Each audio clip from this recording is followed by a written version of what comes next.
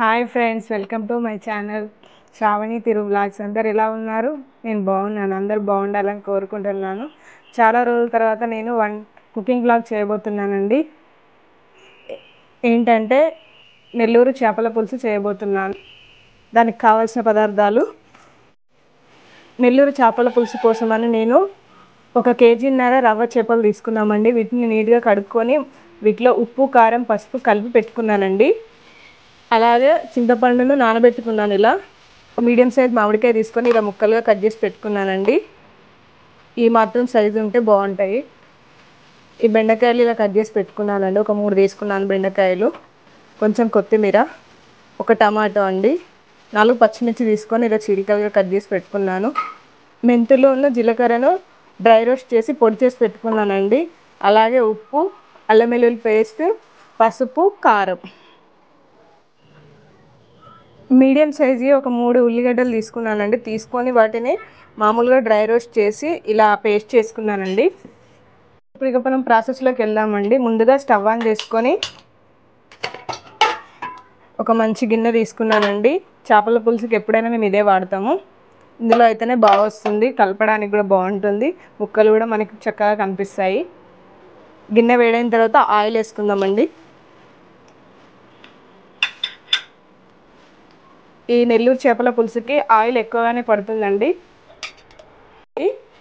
Oil వేసుకుంటున్నాను.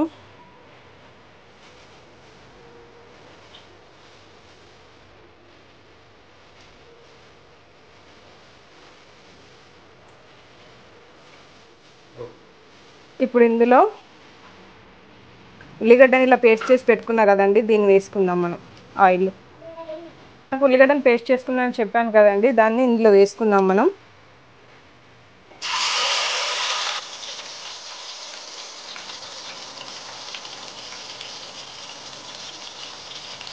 అలానే పోపులోనే కొంచెం కొత్తిమీర కూడా వేసుకున్నానండి.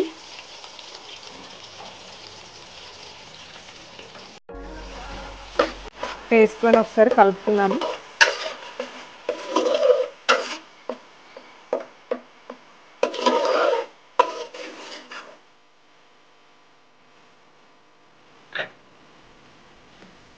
ఇందులోనే ఇంతకుముందు ఒక టమాటా కట్ చేసి పెట్టుకున్నా కదండి, ఈ టమాటా కూడా వేసుకుంటున్నాను.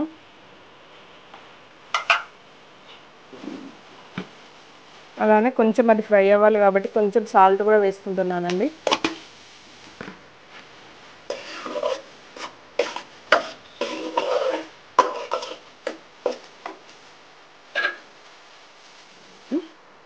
మూత పెట్టుకొని ఒక 2 నిమిషాలు ఫ్రై అవ్వనిద్దామండి. ఇప్పుడు ఒకసారి మూత తీసి చూసుకుందామండి.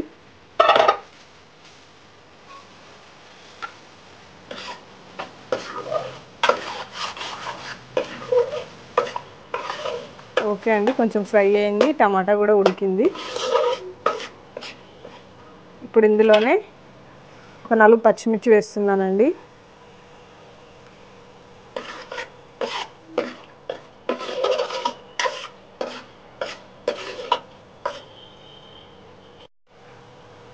అలానే 1 స్పూన్ అల్లం వెల్లుల్లి పేస్ట్ వేస్తున్నానండి.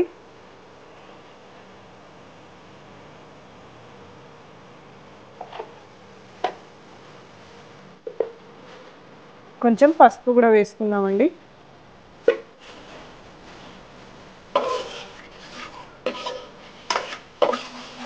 ఇప్పుడు ఇందాక అల్లం వెల్లుల్లి పేస్ట్ చేసా కదండి, అది కూడా పచ్చివాసన పోయేంత వరకు కొంచెం ఫ్రై చేసుకుందాము. ఒక 2 స్పూన్స్ కారం వేస్తున్నానండి.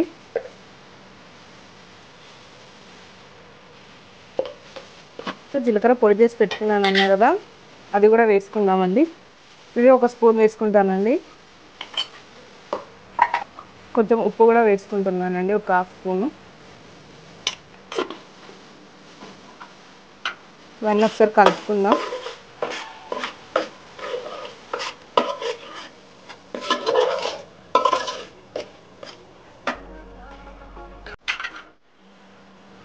ఒక స్పూన్ ధనియా పొడి వేస్తున్నానండి. ఇవన్నీ కొంచెం మంచి పచ్చివాసన పోయేంత వరకు కలుపుకుందామండి.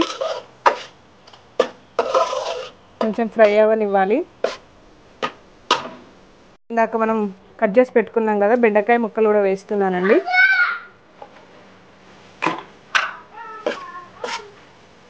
కొంచెం ఫ్రై అయ్యేంత వరకు మూత పెట్టుకుందామండి. ఫ్రై అయినా లేదో చూసుకుందామండి.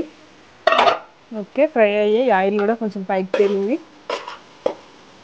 దీంట్లోనే నేను ఉప్పు, కారం, పసుపు కలిపి పెట్టుకున్నాను కదండి, ఈ ముక్కలు వేస్తున్నాను.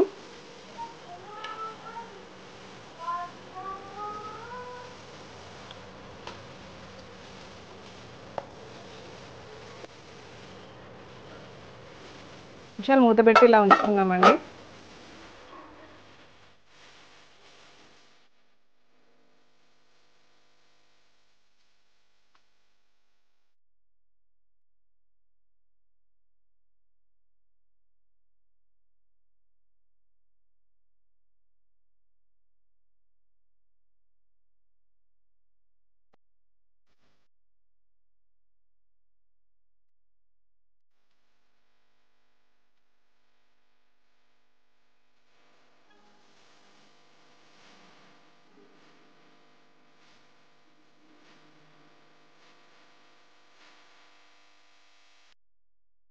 చింతపండు రసం వేసుకున్నానండి.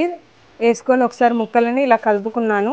ఇందులోనే ఉప్పు, కారం అన్నీ కలిసాయో లేదో ఒకసారి చూసుకొని ఏమైనా తక్కువగా ఉంటే వేసుకుంటానండి.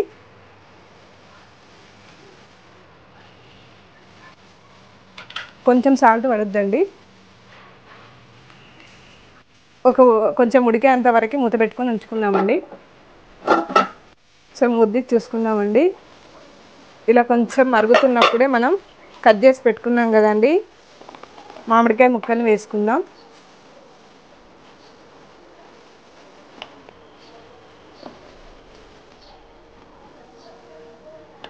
ఒకవేళ మీరు మామిడికాయ బాగా పుల్లగా ఉన్నది తీసుకుంటే కొంచెం ఉప్పు, కారం అనేది తక్కువైతాయండి. అలాంటప్పుడు కొంచెం ఎక్కువగా వేసుకోండి ఉప్పు, కారం. పులుపు కారాన్ని, ఉప్పుని చంపుతుందండి.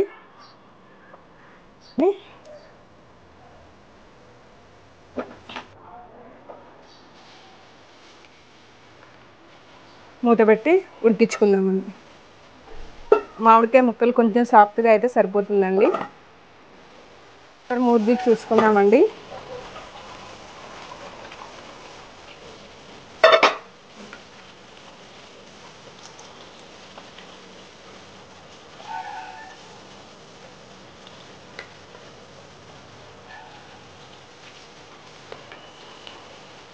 ఒక 2 నిమిషాలు అయితే మామిడికాయ మనకి ఇంకా మంచిగా మగ్గిపోతుందండి. ఇందులోనే కొంచెం గరం మసాలా వేసుకుంటున్నాను, 1 స్పూను.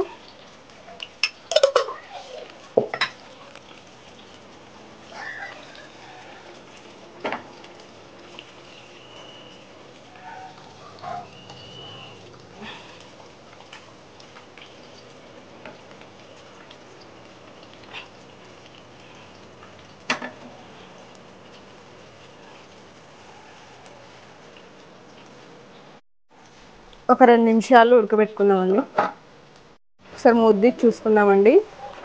ఓకే, పర్ఫెక్ట్గా ఉడికిపోయిందండి. మనం వేసిన అన్ని బెండకాయ ముక్కలు, మామిడికాయ ముక్కలు చక్కగా ఉడికిపోయినాయండి. ఇందులో కొంచెం కొత్తిమీర వేసుకుంటున్నా.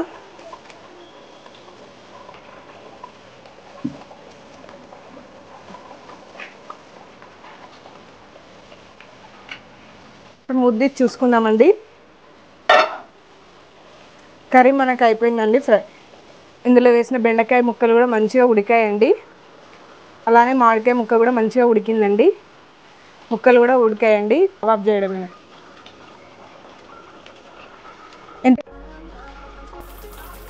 ఎంతో టేస్టీ అయిన నెల్లూరు చేపల పులుసు రెడీ అయిందండి. మా ఛానల్ని ఫస్ట్ టైం కనుక చూసినట్లయితే లైక్ చేయండి, షేర్ చేయండి, సబ్స్క్రైబ్ చేసుకోండి. Thank you friends. Bye friends.